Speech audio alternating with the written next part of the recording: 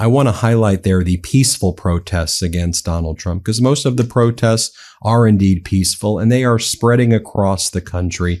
And that has Donald Trump terrified. I'm not sure if you've seen this yet, but Donald Trump is now putting fencing and gates all throughout Washington, D.C. for his dictator parade coming up on June 14th, where he's going to have thousands of tanks and missiles and other military equipment parade through Washington, D.C. like America's North Korea or Russia with a military parade for dictators.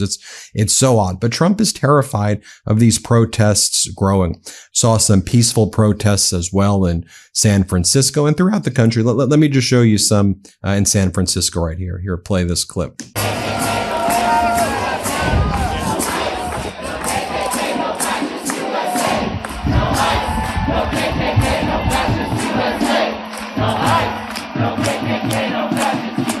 This has the regime very, very terrified. So then earlier yesterday, you had Secretary of Defense Pete Hegseth post the following.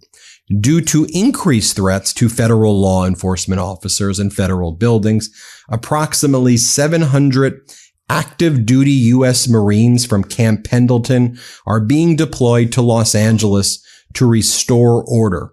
We have an obligation to defend federal law enforcement officers, even if Gavin Newsom will not. This is just one of the tactics of authoritarian regimes.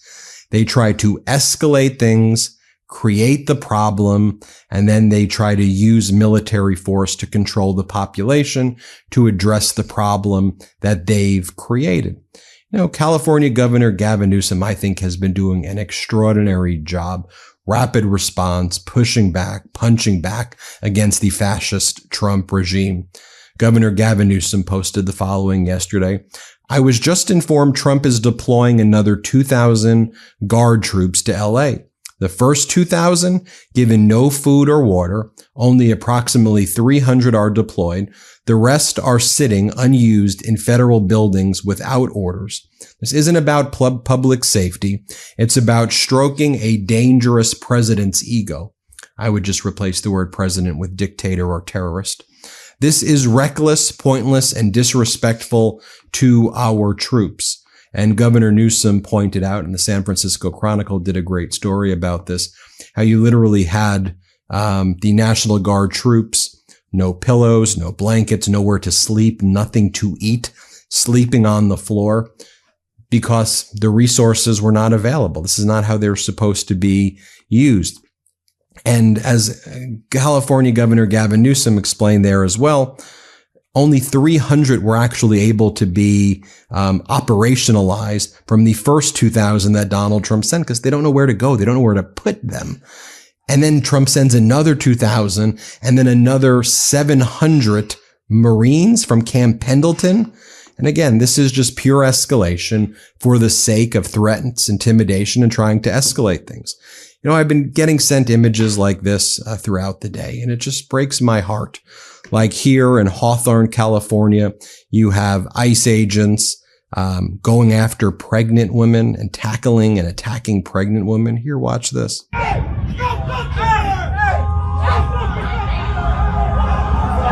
her go, she's pregnant. Let her go, she's pregnant.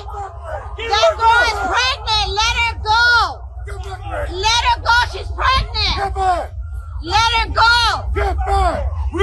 her go. Let her go, she's pregnant. Let her go, she's pregnant. Hey, we got it. Don't worry, we got it. We got it. They just arrested a pregnant girl. Anakin, Anakin, Anakin, Anakin. And while all of that's taking place, you have Dr. Phil, the old TV host guy. He's embedded with the ICE agents filming propaganda TV for the Trump regime. You got Dr. Phil, traveling with them. How utterly insane and despicable is that? I learned today as well. in an area called HP Huntington Park during the graduation ceremony. You had ICE circling around the school, intimidating the middle school students. You had the principal letting the parents know that ICE is outside, but that the school was going to protect them. Just absolutely horrible stuff. And y'all remember what Donald Trump was doing when he activated the National Guard or federalized it. He was right here. He was in the UFC. He was at a UFC event with Dana White, which is like his safe space where he goes to all these like UFC fights. Just so utterly, utterly strange. California Governor Gavin Newsom also posted this. U.S. Marines have served honorably across multiple wars in defense of democracy. They are heroes. They shouldn't be deployed on American soil, facing their own countrymen to fulfill the deranged fantasy of a dictatorial president. This is un-American. It's notable as well that Secretary of Defense, former Fox News host Pete Hegseth, is struggling to even find qualified people willing to work with him. It has so far found no suitable takers, according to 4 current and former administration officials and a Republican congressional aide, that at least 3 people have turned down potential high-level roles working for him because they think that he's an absolute idiot and that he's dangerous and deranged and probably violates the law all the time.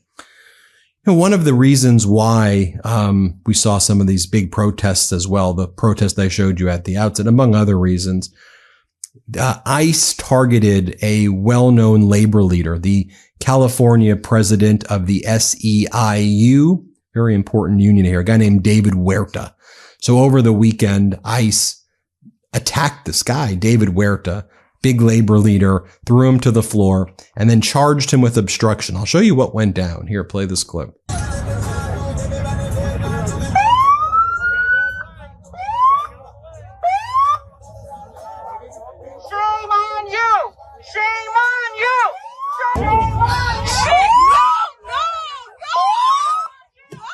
So David Huerta was finally released yesterday.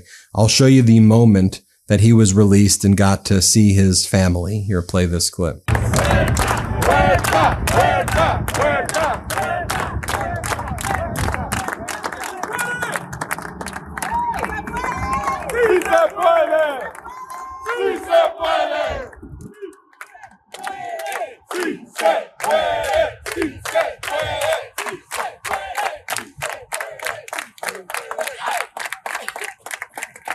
By the way, he's still being charged with a felony based on what I showed you in that prior video. They're saying that he attacked and obstructed the ICE officers. How utterly, utterly despicable is that? It's important that we focus on Donald Trump being a dictator and call out his unlawful actions in activating and federalizing the National Guard and putting the Marines in Los Angeles. But I don't want that to distract from the fact that we still have a disastrous budget bill that Republicans are pushing that will kick 15 million Americans off healthcare, will kick millions and millions of Americans off food stamps, supplemental nutrition assistance programs, remove rental and housing assistance for people, transfer wealth from low income and working class to billionaires the billionaires will get trillions of dollars in tax cuts while the working class and low income Americans get screwed. But then we also have data like this. Home price growth turns negative. Home price growth turned negative month over month in May for the first time since 2012. Spencer Akimian says home prices are falling for the first time since 2012. It's going to be very hard to avoid a recession with a dead housing market. That's for sure. One of the things we've also seen with a substantial drop off in Chinese exports to the U.S., but the Chinese exports were able to find another home in the rest of the world, and the offsets that fall in trade with the U.S. in recent months to basically offset what was taking place. 42 million people in America rely on SNAP, supplemental nutrition assistance programs, modest benefits. 1 in every 8 Americans. If Republican budget cuts go through, 4 million people would be going to bed hungry. In this bill, MAHA appears to stand for Make America Hungry Again. I'm going to do a whole other video on this as well. But yesterday, RFK Jr. got rid of the entire vaccine advisory board, fired everybody, something he promised Republican senators for their vote to approve him as the Secretary of Health and Human Services. He claimed that he would never fire those nonpartisan people. Well, he fired the vaccine advisors, and he's going to replace them with his own anti-vaxxers. Again, this behavior is just so utterly despicable. And what's the Trump family doing? What's the Trump family doing with all of this? Well, I've told you before that Donald Trump's family and Donald Trump Jr., they created a club called the Executive Branch. It costs $500,000 for you to join their private club. He did it with the crypto czar David Sachs. But one of the interesting things, and Empty Wheel reports, so Don Jr.'s buddies are charging $500,000 for membership in the Executive Branch Club. And the club is located in a building that shares space with a DMV office, a TJ Maxx, and a Gold's Gym. As Carl Quintanilla says, you get the max for the minimum. And that just kind of reminds me also of when Donald Trump brought in the crypto people who were buying the crypto to have that dinner with him, the Trump meme coins, and gave them like the grossest looking steak and wouldn't even give them anything other than water and one refill of like Trump wine if they wanted it. Doesn't that just tell you everything right there? And why don't I leave you with this clip right here? I had the opportunity to interview California Governor Gavin Newsom. I asked him, what's your message to Donald Trump right now? Here's what he said. Let's play this clip.